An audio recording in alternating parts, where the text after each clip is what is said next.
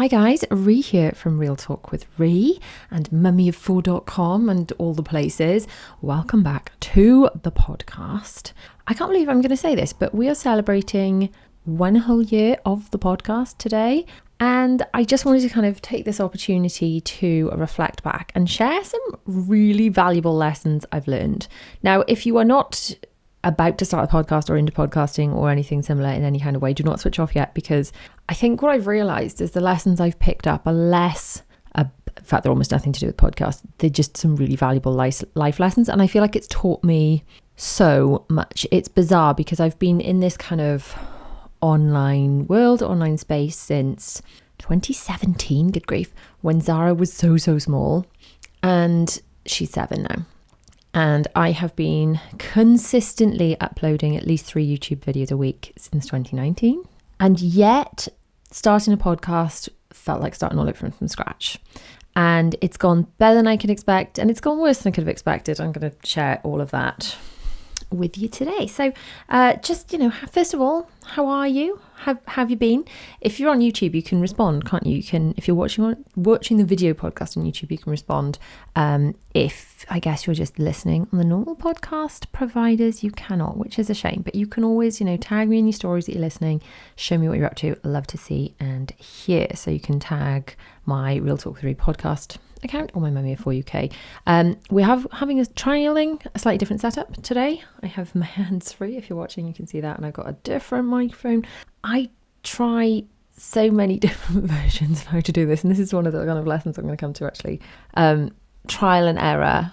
Okay, let's start with this one. This isn't where I was going to start, but when you're doing something new, and for me the podcast was, I thought it was going to be easier than it was, I'm going to be honest, because I was already doing video. It's just not the same. But trial and error is very much a part of life, and I think as long as we don't see these errors as failures, they're not bad things. So I'm currently trying out, I've got a wire going to my camera, I've got a different podcast mic, it is in front of me, I've got my hands free. Quite often I use this one, you can't see it if you're listening, but like a handheld one, so like an interview mic. I have tried it with all sorts of different variations. I tried when I was at the beginning, syncing up the audio, and some of the video podcast episodes you've watched, if you watch the early ones, which I think were posted on my main channel before I started the second channel, all the lip sync was out. And I would beat myself up about these things not being right, not being anywhere near perfect, But when you're trialing anything new, so like a new exercise regime, or a new job, or a new podcast, we can't beat ourselves up, and I'm really genuinely talking to myself as much as I'm talking to you now. We can't beat ourselves up for the errors in the trial and error, because it's part of the process. So an error isn't a failure as long as that didn't go so well, I'll learn from it. So for example, I started the video podcast, and my plan was it was going to be multitasking genius. I was going to do 1 video a week that also doubled as the audio from it becoming a podcast episode. I thought, this is good. This is multitasking at its finest. This is creating one piece of content. It goes on different platforms. I thought I was winning at life. But the problem was, I thought initially, I'll just do it like a sit down video. And then I was going to have, I had a separate microphone because I wanted the audio to be really, really crispy. If you're just listening to something, you're not watching it, I feel like the audio is even more important. So when it's a podcast, as opposed to say a vlog, I'd say the audio is even more important. Don't know if you'd agree. So I had the audio coming from one microphone, and I was syncing it all up in post. And then I watched it back, and there were squeaky, funny noises on it. Basically, the audio was messed up and far from perfect. And I decided to post it anyway. And then I think I did like a cut in bit where I was like, right, just to say, future me here saying, I think I was talking about overcoming procrastination, progress over perfection, that kind of thing. And it's like, in order to learn my own lesson, I'm going to post this anyway, and you're just going to have to forgive me for some of the audio quality, because my temptation was to either re-record the whole thing, which would have taken ages, or to just give up on the whole thing and just be like, oh, this is a sign it's not meant to be. This is just a sign that I'm not supposed to do a podcast. There you go. It all went wrong. It went squiffy. I'm not doing that. And I think we've all been guilty of that sometimes, starting or wanting to start something new, even beginning to start something new, and then we get sent a little test, something doesn't go quite right, and we're like, oh, I see, it wasn't meant to be, not for me. But actually, they're just like little tests, like little lessons. So I learned from that, and then I was monitoring my audio with headphones. The problem I then came to was my multitasking genius plan was not quite so genius. So my main channel, if you don't know, if you've come here and you're not familiar with my main channel, it's organization, vlogs. It started as just trying to share all the stuff I wish someone had told me about having children, so that I could be more, all the stuff that I had to work really hard to learn to be more organized. Because every time I was about to have another baby, I was thinking, wow, it's so important right now I get my head together. It's so important I get organized, because if I don't get organized now, you throw another child into the mix, we're in trouble, we're in big trouble. So I spent my pregnancies really thinking, okay, how can I just work harder to hold all this together? How can I make sure that everyone's okay? I didn't know at the time I was pregnant with any of them, and then I was like juggling other children, that any of them were neurodivergent. So I didn't know there was that extra challenge. And I was just, oh my goodness. Rhi, there you go. Another life lesson. Put your phone on do not disturb mode and turn off all alarms before you start recording. I get life lessons for everybody. I know that one, and I still didn't know. Okay. Where was I? I've now lost my entire train of thought. Anyway, yeah, life lessons. So the problem was it wasn't going to work in the way I thought it was, because my channel was to deliver like organization content. It turned into speed cleans, it turned into organization, it turned into vlogs, it turned into hauls, and just kind of sharing mum life, which obviously as a YouTube channel was quite a visual thing. And the podcast episodes I was making were much like the one that, if you're watching it now, I'm literally just sitting in front of a microphone talking. So the people that were coming to my channel for something to watch, like, this really is more something to listen to. So it wasn't making sense. And then the videos on that channel weren't doing as well. And then algorithm and things, you worry about things being dragged down. Can I just sort of segue for a second, by the way? Can you hear that wind? In the words of Elsa, the wind is howling like a swirling storm inside. It is so loud. It sounds like the house is about to be blown away to Oz. Just saying, okay? So I don't know if you can hear that wind. That's what that noise is. It's insane. Anyway, so the podcast episodes weren't quite visual enough for YouTube to do well, but I didn't feel they were chatty or conversational enough to be a podcast. I just felt like I wasn't doing a very good job at either thing, which is not where you want to be in life, is it? It's not where you want to be at all. So I have tried different formats. I have been through lots of different versions of the podcast. I think I'm happy with the format now. She says, having already changed something up today. But, anyway, that's perhaps another lesson. Like, small tweaks are good to make. So if, let's draw parallels with a new exercise regime, shall we? So if I can share the lessons that I've picked up and then how they'd apply elsewhere in life, then perhaps it'll feel a bit more applicable. So the podcast started, it was too chatty for YouTube, or for my YouTube channel anyway. I know there are video podcast channels. For my YouTube channel, for the algorithm, for what my audience on that channel was expecting, not chatty enough for podcasts. So I ended up taking an extended hiatus, shall we say. A hiatus is just such a nice word, isn't it? Compared to break or just quit it or whatever. It just always feels so intentional, like it's on hiatus, rather than I have stopped. Like, I'm taking a hiatus from my exercise regime is like, I'm just not exercising at the moment. Just sounds better. Anyway, I took an extended hiatus, and then I didn't know what to do. Should I set up a separate YouTube channel so the podcast can live there? The pros of that would be, from an algorithm point of view, people that were there for the podcast would get the podcast. And YouTube likes to, you watch a video and then it serves you up another video from that channel, and they're like, do you like this one too? And if you watch it or like or comment or watch more, they're like, oh, they like them. And then they reward that channel with like serving up more of its content. And however, if you click on a video, so you're expecting like something very visual, and then you click on, a very chatty, podcasty, talking head video, and you click off, YouTube's like, oh, they don't like it. It must be rubbish. So they don't show that anymore. So by putting the podcast on its own channel, it's showing it to people that are going to expect more of the same, and that kind of works. However, this YouTube channel at the stage I'm talking to is still not monetized. So you've got to have, to get in the YouTube partner program, you've got to have 3,000 watch hours within a year and 3,000 subscribers? No. 500 subscribers. Sorry, I did know that. 500 subscribers, 3,000 watch hours. But then to actually get the ads, the ads you see on YouTube, you've got to get to 1,000 subscribers and 4,000 watch hours within a year.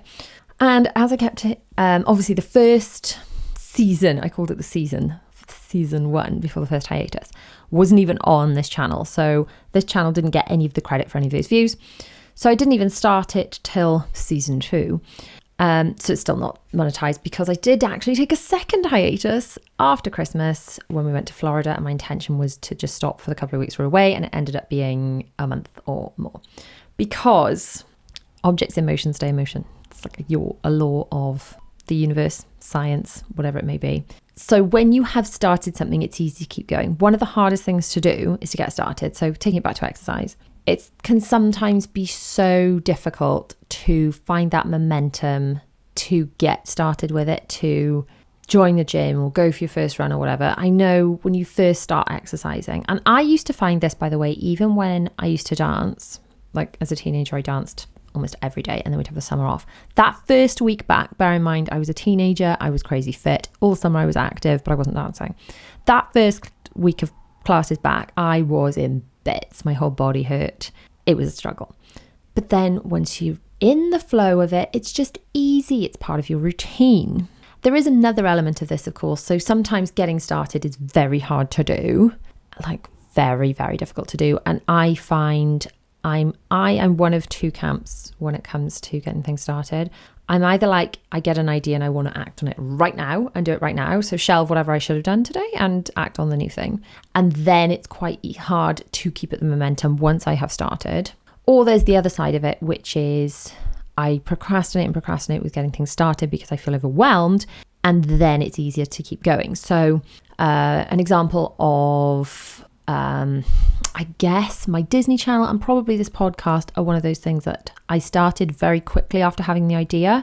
And I was like, I want to do it now. And I felt enthused. And then with the podcast, I found it difficult to keep it going in amongst all my other stuff I have to do for my job and for the children and things. Because I'm already doing 3 YouTube videos a week, blog posts to go with those, social content, email, all that sort of stuff. So adding in the podcast on top of that felt like a lot. Equally, on the flip side, the other camp, where if we take my planner store, for example, how long did I talk about starting a planner store? How long did I talk about that? Was it close to a year? It might have been. And now, look, I've got to say, these planners, obviously, if you're listening, you can't hear. Designing my own planner absolutely changed the way I work. It's changed my life. Yeah, it sounds dramatic, but it has changed my life. Using the way I've put this together just works with my brain so downloadable. The one version is a page a day, and I actually developed the second version for me specifically. I literally thought, I don't care if no one buys this. I'm doing this for me specifically. And it's literally changed the game for me. So every day it's got half-hour increments because I was finding that our time slots for blocking out my work wasn't quite working. I needed half-hour ones. I've got 3 priorities I have to do that day. And then I've got to-do list where I brain dump into there everything needs doing. I've got 10 things I've got to write that I'm grateful for every day, and that might be 10 wins, 10 things I'm grateful for, 10 blessings, 10 anything, but it's 10 positive things, and it really helps shift my mindset. And the biggest one is just the notes section, just to brain dump all the things that come into my head, so when I get an idea coming into my head, I'm not like, oh gosh, I've got to go and act on it right now and before I forget. I can write it there. So I will put all the details for the planner store below if you want to go and check them out. But that has been game changing. But the long story short, because I've kind of gone on a massive tangent here, starting that planner store I talked about for so long because it felt so overwhelming. How do I design it? How do I make sure the formatting is right so all the words aren't going over the edges? How do I make the shop work so I can take money? How do I make the shop orders then go from, an order coming in to the product going and being sent out? And the whole thing just felt so overwhelming. But then once I got started with it, once the wheels were in motion, it was so much easier. So I think being aware of these kind of pitfalls of projects, like maybe you're one of these people that's super enthusiastic about joining the gym, buys all the kit and then doesn't go back after a week. Maybe that's your tricky bit. Maybe that's where you stumble. and having awareness of that and thinking, right, I know I'm going to struggle 1 to 2 weeks in, so that's the time I'm going to need an extra motivation. Maybe that's the day I'll book a personal trainer, so I've got some actual accountability. Maybe I will book and pay for classes in advance so that I have to go to them because I've already paid for them. Maybe you'll do what I did, which I used to dance for years growing up. And then I did a teaching qualification, and I used to teach, I haven't done it for a very long time, but I used to teach dance and exercise classes. And do you know what keeps you really accountable? Being the teacher, because you have to go because you are the teacher. Honestly, I was just like, well, I'm doing this anyway. I'm doing classes. I may as well get paid rather than be paid to exercise. Get paid rather than paid to exercise rather.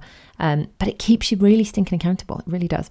So if you're one of those people that knows that that's your pitfall, having awareness and, of that, it can really, really help. Or if you're one of the people that maybe needs a bomb at the backside at the beginning, maybe that's the time you need to book like a one-to-one gym session or whatever to really get you motivated, or find someone to join with you. You can't let someone down because you're meeting them there, that kind of thing. So another valuable lesson I've learned, I'm literally going all over the place here. I've made notes and I'm not following them in the slightest. So sorry if this is all a bit random thoughts, but I just thought it was kind of important and valuable to share 1 year on. Still can't believe it's a year. So another lesson I've learnt, you're just not going to get things right first time every time. And when you're just the kind of person like me really that likes things to be right, I like to do a good job, I don't want to feel like I'm not getting things right. That can be really difficult, but trial and error is not the same. It's not try and fail, is it? It's trial and error. So not getting it right the first time and just being okay with a learning curve is okay. So if when you're teaching your children to walk, or that when they're learning to walk, the first time they fell over, they're like, oh, I'm not going to do that anymore. Walking's not for me. Then, well, no, none of us would ever have walked, would we? Not one of us would ever have walked. If when you were learning to ride a bike, the first time your feet slipped off the pedals and you stumbled, you never got back on a bike. You never would have learned to ride a bike. In any new venture, new business, new hobby, new exercise routine, learning something, starting a job, there's going to be a learning curve. And I think accepting it as a statistic, as part of life, makes things a lot easier. So for example, you can join people's email lists. I call my email club. I send out offers, I send out what's going on, so you don't miss out on videos, podcasts, that kind of thing. You can join. The details will be below. It's mummyof4.com/join the club. And when you join, you get printables. You get what's it called? The ultimate mum bundle of organisation printables. And there's all sorts of things in there to help you get your life organised. You print out the ones you need and then, go back when you need the rest, but they're all in there for you and they're free. So the question is, if someone unsubscribes from an email list, does that make you a failure? Well, no, because statistically, there are statistics to show that a certain percentage of people will unsubscribe. And I've unsubscribed from email lists for companies I want to hear from. But I've just, at the time, I'm having a declutter. I'm just want less email in my inbox. It doesn't mean I never want to hear from that company again. It doesn't mean I'm never going to buy their clothes again. It just means that that's not for me at that time.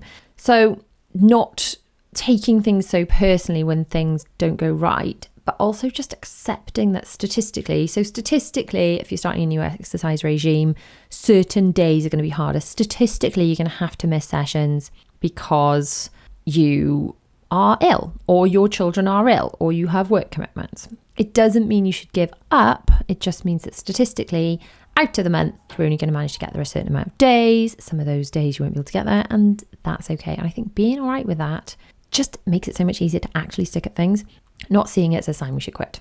I feel like getting back to things is such a challenge. And this example is, for example, getting back to the podcast. I was like, right, I'm going to take a couple of weeks off for going away.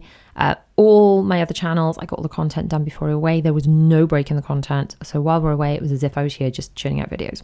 I just realized that doing the podcast stuff as well, even though it's easier to produce, was just one step too far.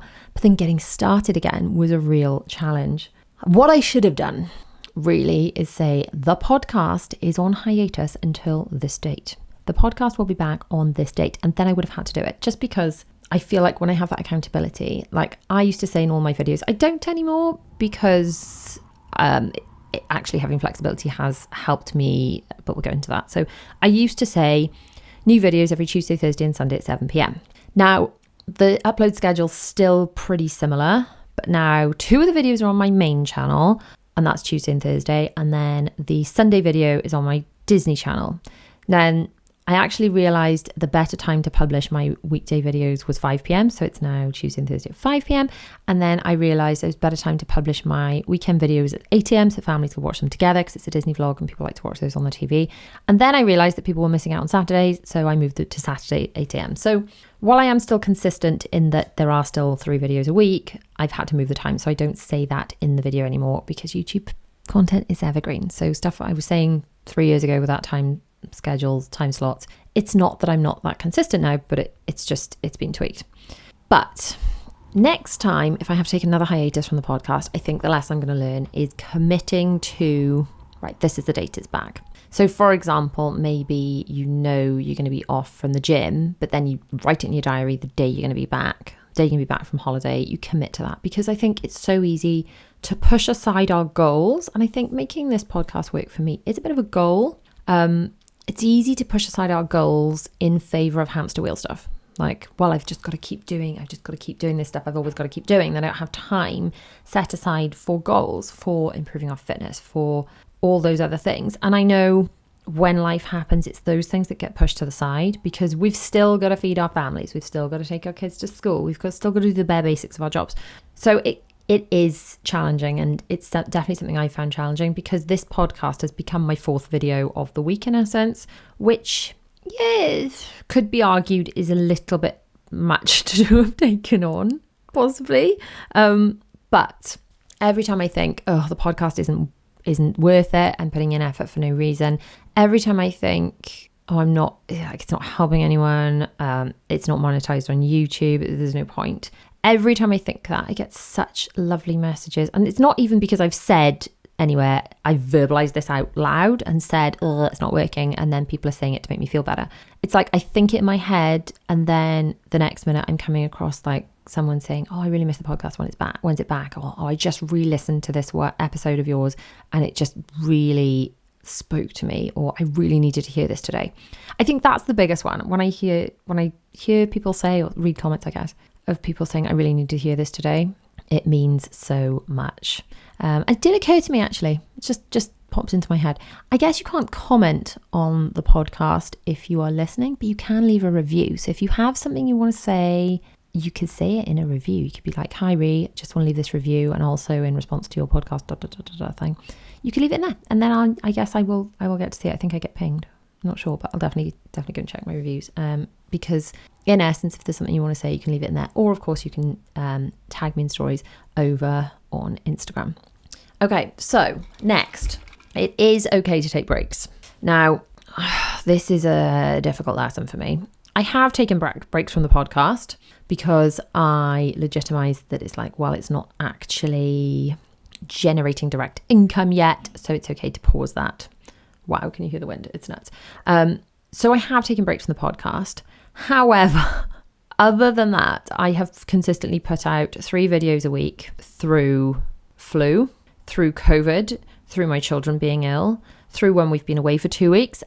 Because bear in mind, I just do all the work that needs to go out over the 2 weeks before I go, through moving house, through all the things. So I guess I need to know that it's okay to take breaks and actually hear that myself, if that is something I need to do. So it's a lesson that I have taken on board from the podcast.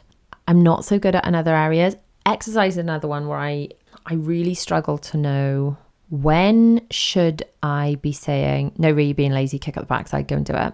And when should I be listening to my body, actually feeling not just like tired, lazy, you're feeling tired, run down, coming down with something.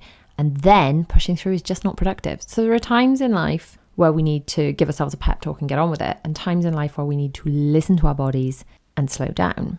And I've got to admit that that's something I really struggle to do. Knowing where that line is something I'm still working on. I'm 40 and I haven't got a clue how to do that yet. I am working on it though. It's definitely something I'm working on. But ultimately, consistency is key. And consistency doesn't mean doing something every single day.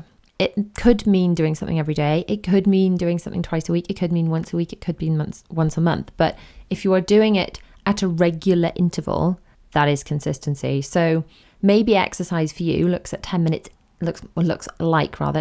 every day of exercise, plus walking your kids back and forth from school. And often that's what it looks like for me. So if I can manage 10 minutes of yoga or Pilates or something in the morning, plus walking the kids back and forth to school, my Apple Watch tells me I've closed my exercise rings and I'm happy. And that is enough to be consistent. Other times my consistency looks like 30 minutes of structured exercise 5 days a week. And I guess it depends what phase I'm in, whether all the children are healthy, whether I'm healthy. It's just, I think we have to be kind enough to ourselves to allow for when we can't be consistent and yet strive for it whenever it's possible and viable. Again, a difficult line to walk. I'm sure I'm not the only one that struggles with this. Okay, another key lesson I think I've learned this year is that micro wins really need to be celebrated. So this is still a teeny tiny podcast. I actually don't look at the stats much on the podcasting side of it, but because I guess I'm more used to YouTube, I look at the YouTube studio, which is like the back end of YouTube where you see stats and stuff. I look at that a lot more. And the stats on my podcast channel compared to my other channels are obviously teeny tiny. But some of the comments, guys, they're just so lovely. I think especially when I talk about autism, about our journey there. Next podcast episode I'm going to record will be about my experience with ADHD and the fact that later this month I am going for an ADHD assessment. I did put out a video over on my Mummy of Four channel about that, explaining it all.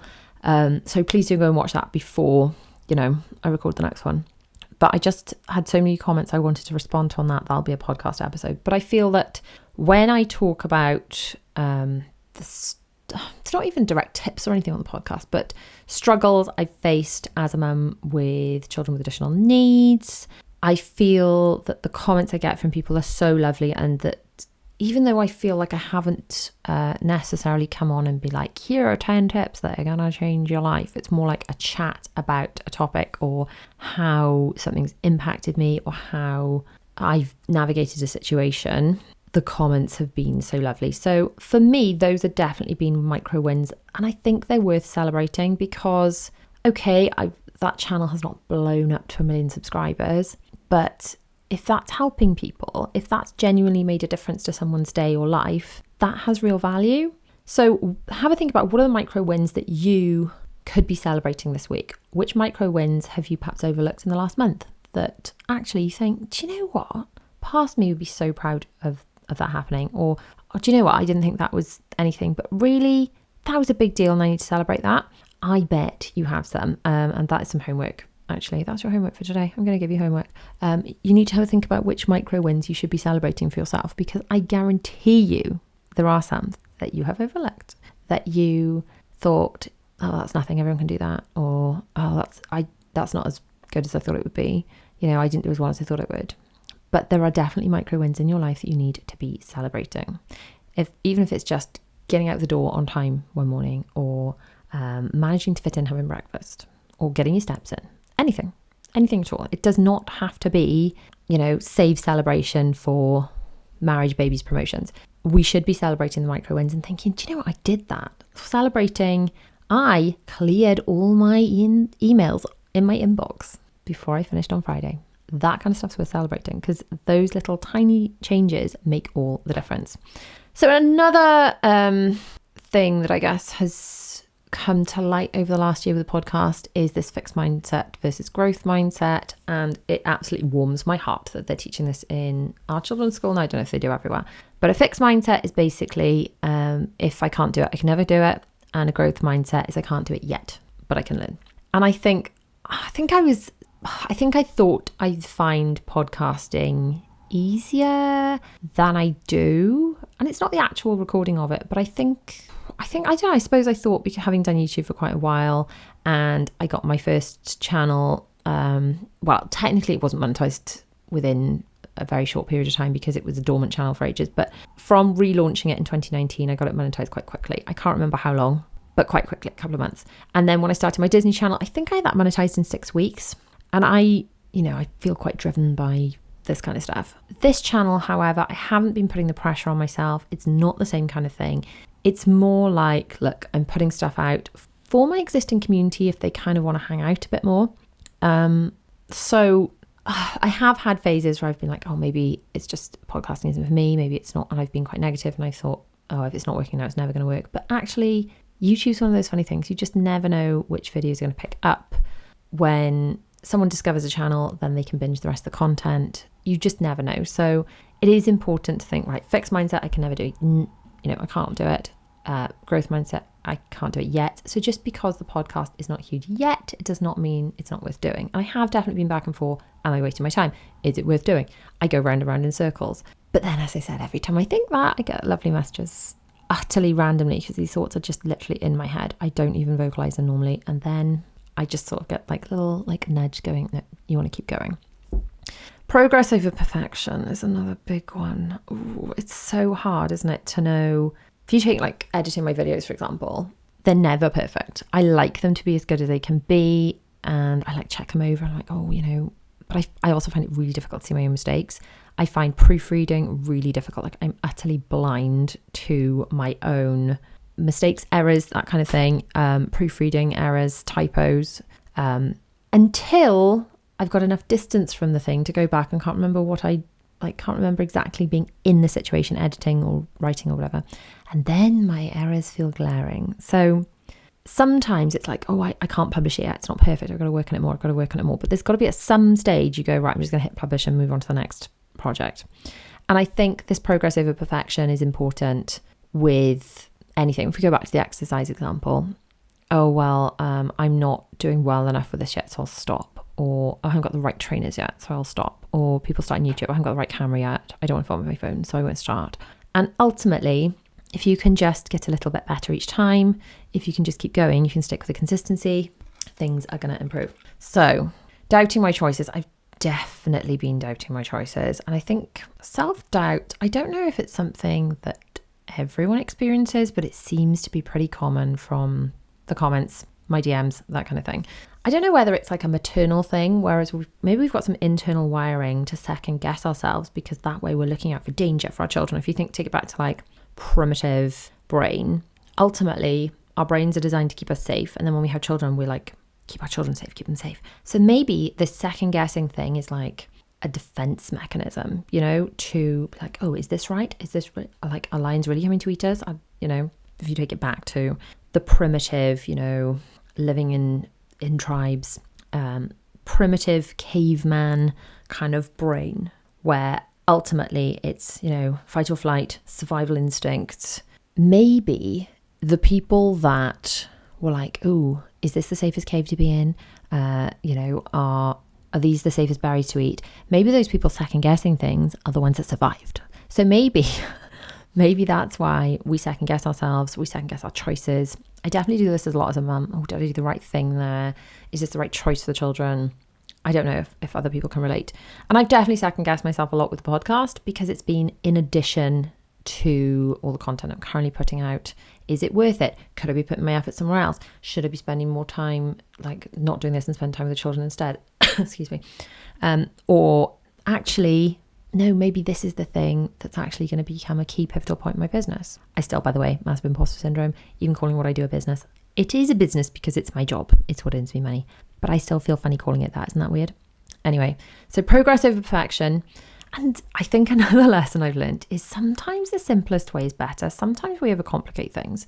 Maybe if you want to start an exercise regime, joining the fanciest, most expensive gym far, far away is not the easiest way. Maybe going on a run where you're going to get super sweaty and then you're going to have to wash your hair and all the fuss is not the easiest way. Maybe taking the easiest path is the easiest way to stick at things. So for example, for me, I can't tell you how many times I've started to become a runner, how many times I've started Couch to 5K, and I've eventually realized I actually hate running. Why am I trying to force myself to do something I don't want to do? And actually, if I get plenty of steps in and I exercise at home, there's almost no barrier to exercise then. I don't have to find childcare. I don't have to drive there. It doesn't matter if it's raining. I can still do those exercises. So I use Apple Fitness Plus. I follow stuff on the TV or I do YouTube workouts. I found some amazing dancey ones. There's a guy called the Fitness Marshal on YouTube. He's so good, so entertaining as well. Absolutely love those workouts. So for me, that is reasonably easy to do. If I'm complicating it and I'm like, oh, I've got to have the right equipment and I've got to go to this place and stuff, that's going to be so much easier to just be like, oh, duck out of. So initially when I started the podcast, I had this overhead mic on a boom arm, which I still use for recording voiceovers on videos and stuff, but I was trying to use a separate mic, and then it had to like take it into another piece of software and synchronize the audio, and then the audio might be out, and then I had to split it again, and I had complicated it so much that I just didn't want to do it. Whereas now I'm literally plugging a microphone into the camera, or if I'm using this other microphone, it's wireless, but it's into the camera, and then I've just kept it really simple, and that means it is easier to stick to. And done is better than best. So what are our options? Produce the perfect podcast with all the perfect, equipment. It takes me a week to edit it. But ultimately, I'm not going to be able to find time to do that, so I won't do it at all. Or is sometimes done better than best? And where in your life is done better than best? So cleaning. I don't have time to clean the whole house, so I'm not going to clean. Actually, are you better off just doing one or two little jobs? When you have got the time, progress over perfection really is so important to realise that we just keep coming back to that, don't I? Progress over perfection, sometimes just keeping it simple is game changing. So every channel on YouTube is different, and while my little baby podcast channel isn't massive yet, ultimately I am still quite proud of it because of you guys, really, because you've been so kind and because you have taken the time to send messages to thank me for something I've said on it, and it really has given me the momentum to keep going. So thank you. As long as you guys are enjoying it, I'm going to keep doing it. I think I am going to keep doing it. I think I can't decide what to do over the summer, whether I will give myself permission for a hiatus. Part of me is like, oh no, but I need to keep going because momentum. Part of me is like, great, only 24 hours in a day and you're going to have 3 children plus maybe the eldest home. How are you going to manage it all? So I don't know. I haven't fully decided yet. I will endeavour to get them all recorded in advance, so I don't have to do, because that's the dream. The dream is having, stuff recorded in advance so that they can sit back a bit, but we'll see. But ultimately, I just wanted to thank you for all your support over the last year, for everyone that has shared it, everyone that has bothered to take the time to write a review on the podcast. If you're listening to it on your podcast provider, I know Apple Podcasts do reviews. I'm not sure about the others. If I'm honest, I should probably figure that out. But everyone that has bothered to subscribe to the YouTube channel, it means so much. Genuinely, from the bottom of my heart, thank you. And although I have gone through the ringer thinking, is it worth it? Am I doing the right thing? Ultimately, because of you lot being so lovely, I kind of feel like it is. So thanks for listening to another episode of Real Talk with Rhi. Please do subscribe to the YouTube channel if you've not done that yet. Rate and review on your podcast provider, and I shall see you next week.